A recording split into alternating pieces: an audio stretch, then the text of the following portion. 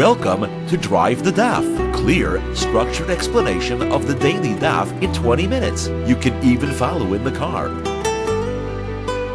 Sukkah Daf Lamed Aleph contains two primary sugyas. The first discussing a stolen sukkah. The Gemara will identify a few different types of stolen sukkahs and which one is pasal, which one is a machlokes. And the next is discussing a dried lulav or esrog. When is there a psul of hadar, and who holds of the psul of hadar, and can we firmly establish who holds of it and who does not? So let's begin the daf. The Gemara is introducing a machlokes between Rabbi Eliezer and the Chachamim about a stolen sukkah. There's a brisa that says that a sukkah which is built in Rishus Harabim, so there it's built on stolen land because it's public property. You did not have a right to use that land, although the wood is yours. And then the brisa says a stolen sukkah without defining what type of stolen sukkah. These are machlokes between Rabbi Eliezer and the Chachamim. Rabbi Eliezer says they're pasal, and the Chachamim say it's kosher. The Gemara is now going to limit what type of stolen sukkah we're referring to when we say a stolen sukkah. So Rabbi Nachman says there are a couple of different ways you can have a stolen sukkah. You can have somebody who built himself a sukkah, and then somebody else comes in and forces him out. He stole the sukkah, the land, the entire thing, all built and constructed the way it is. Another possible way, as we've seen before, is if you steal a sukkah, if you build your own sukkah on stolen land. That's the sukkah that's specifically discussed in the Mishnah, where it's built on Rishus Harabim. A third type is where you steal somebody's building materials. You steal wood, schach, whatever supplies you need, and then you go build a sukkah on your own land. So it says Rav Nachman, the Mishnah which says a stolen sukkah is not referring to the last type. It's referring to where you forced somebody out of his own sukkah. You threw him out. And it's got to be that way because it has to be similar to a sukkah which is built on land which isn't yours. Both of these are built on land that is not yours. We're not discussing a case where you stole materials and you built your own sukkah, and you built a sukkah on your own land. That case, Rabbi Eliezer and the Chachamim would agree, is a kosher sukkah because you stole the materials become yours. There is no psul based on the fact that you stole it. Now, you do have to pay for it. You do have to return the value of what you stole, that's for sure. But everybody agrees it's yours. The owner was a miyash, gave a papa of getting it back, and you changed the name from lumber to sukkah, and you changed the shape, you changed the form from lumber to sukkah. So therefore, that's definitely a kosher sukkah. The only machlokes is in a case where you force somebody out of his sukkah. So the machlokes is as follows. Rabbi Eliezer, we know, has a gzeira, has a limud, which we've seen earlier. The Torah says you should make lecha tasel lecha, which means it has to be yours. According to Rabbi Eliezer, if it's stolen or borrowed, it's pasal. Either way, it's pasal because it does not qualify as being yours. Now, when you steal somebody's sukkah, you force him out of his own sukkah.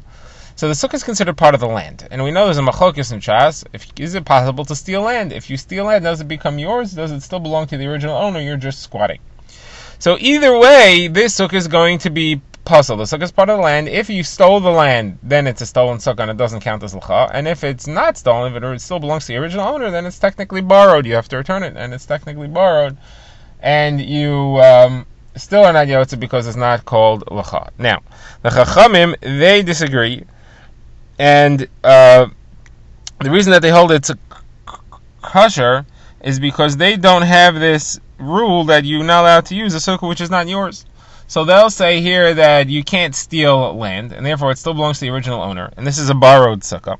And a borrowed sukkah you're yotze with, so therefore it's kosher, and you are yotze with a sukkah. The Gemara brings an incident with Rav Nachman based on his psak here. The Gemara says that there was an old woman who had her building materials stolen by the Reish Galusa. The house of the Reish Galusa stole her sukkah supplies. They built their own sukkah out of it, and of course the Rabbanan go to visit the Reish Galusa every year on sukkahs, and they all sat in the sukkah. So she came and she screamed, all the Rabbanan are sitting in a stolen sukkah. So she's screaming, and Rav Nachman ignored her. He said, don't worry about it, it's not a problem, it's a kosher sukkah, we're yotze with it. So she continued to scream, and she said, this is a woman screaming here whose grandfather had 318 servants, why are you not listening to her? She was referring to Avram Avinu. Avram Avinu, we know, had 318 servants. It says Eliezer and the 317 that are with him that were gematria of Eliezer. So the Gemara says, Rav Nachman says she's just a shrieker. You could ignore her because the wood is stolen and all she gets back is the value of her wood, but it doesn't belong to her anymore. It's already been kona with stealing. Okay, now the Gemara discusses if you stole a beam. So Ravina says if you stole a beam and you built a sukkah out of it, so there's something called takanas hashavim. Takanas hashavim means that when you steal something, the Torah, the Chachamim made it easier for you to return it. They did not say you have to dismantle whatever you did with it. You just have to return the value. And this is because we want more people to return. If it's more difficult to return, people won't return things. We want people to actually return things, so we said you don't have to dismantle it. Now, therefore, if you built a real sturdy building, so you don't have to dismantle it. So if you took your sukkah and you built it out of stone, so you don't have to return the stone, it's built. Now, a sukkah that's built out of wood is easily collapsible, so therefore there would not be takanas Hashem. We would say you do have to dismantle it. But however, on sukkahs we say you don't, because you want to have it for sukkah. It would not be encouraging for people to return it if they had to dismantle their sukkah and they couldn't have it. So now that applies to the wood of the sukkah. Ravina adds even a large beam, a shura of the sukkah. And the reason that's a chiddush that Ravina has to tell us, because the wood, you could give the person the money and they could go buy their own.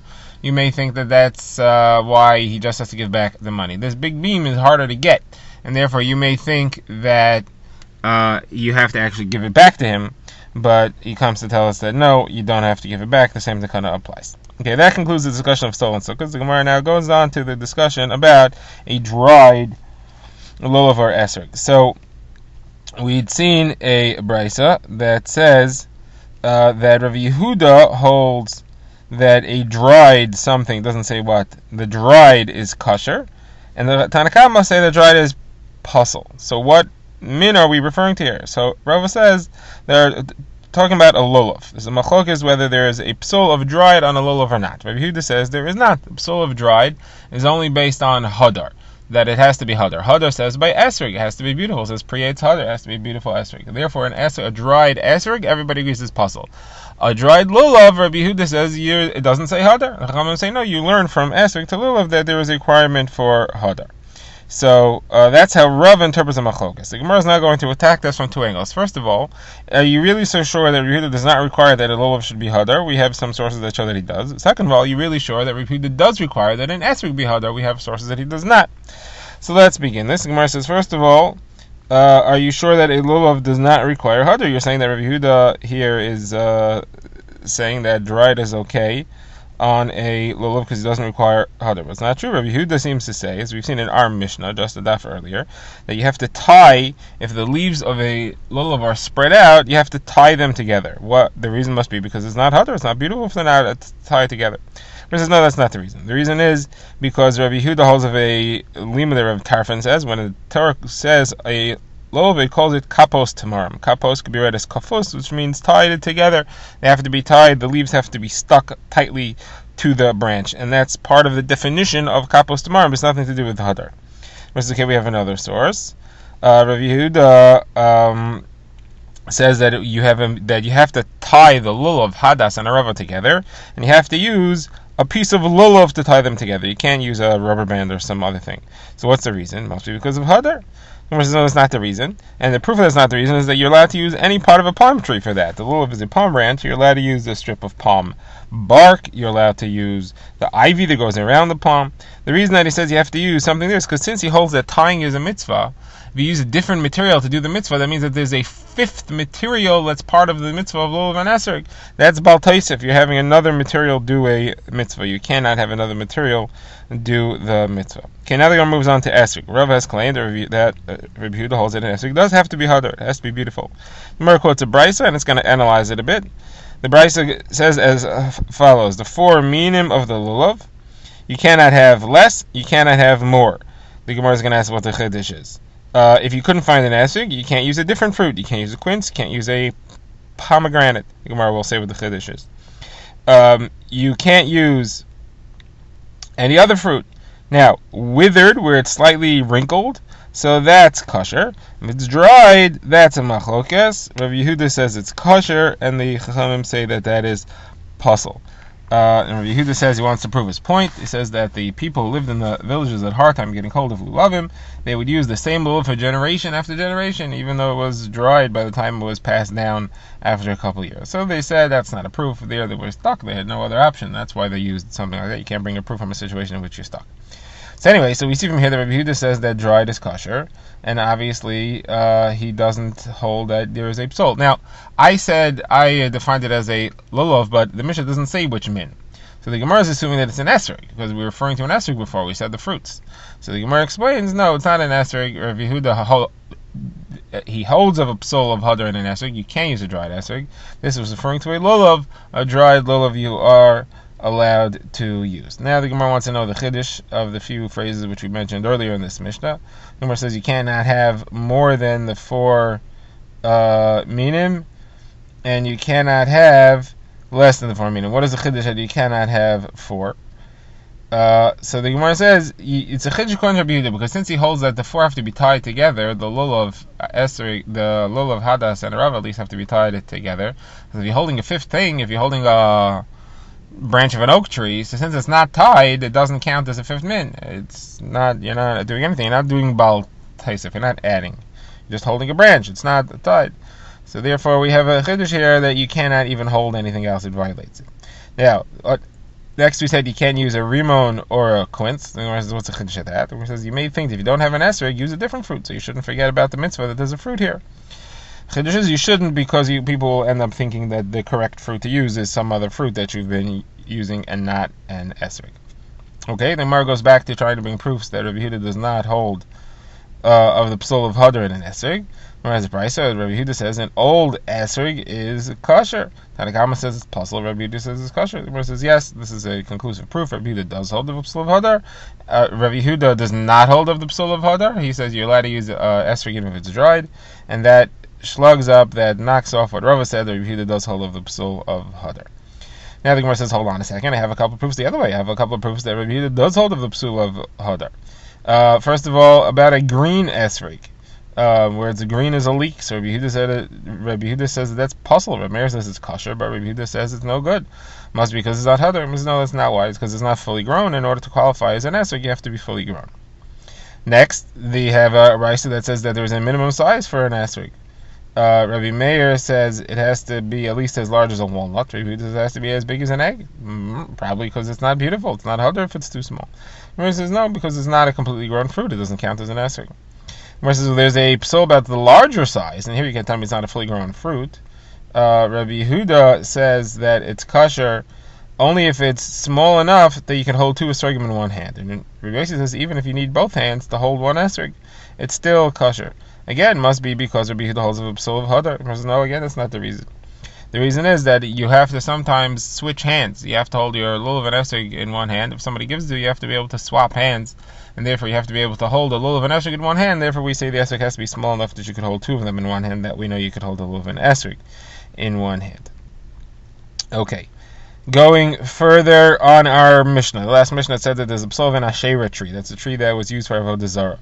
So Gemara asks, what's the problem with Asherah? As a matter of fact, Rava says, even though you shouldn't use a lulav of Avodah Zarah, but if you do, it's kosher. It's a little disgusting, but it's kosher. So Gemara says, no, this is talking about an Asherah that's around the days of Moshe Rabbeinu, where Hashem specifically said that it has to be burned. Anything which has to be burned is considered non-existent, and therefore it doesn't have the full size. The proof of that is that's listed together with Irani Dachas. Irani Dachas, anything in the Irani Dachas has to be burned, and therefore that's a reason for the psul. Okay, next the Mishnah says that if the lulav has its top cut off, it is possible. The Gemara lists a few halachas here. The Gemara says only if the top is cut off is it possible, but if the leaves, the upper part of it, the leaves are split. Remember, lulav is made of leaves that are folded. So if the 2 halves of the folded leaf are split, that's kosher. The Gemara says is that so? We have a Brisa that says otherwise. The Brisa says that a lulav which is bent over, or thorny, or cracked, or curved like a sickle is puzzle. Hardened like a branch. So if it's hardened really like a branch, like an old branch, not a fresh young branch, but like a hard, thick branch, that's puzzle. If it's a little hard, then it's okay. So here you see that cracked is puzzle. So my answer is that's talking about where it's separated. The crack is separated. It looks like what's called a hemnik, which is some type of tool that probably looks like a tuning fork, that it separates, that the 2 prongs separate. So if a lulav is separated with a gap between the sides, that's where it's puzzle. But if it's just cracked, just split, that is kosher.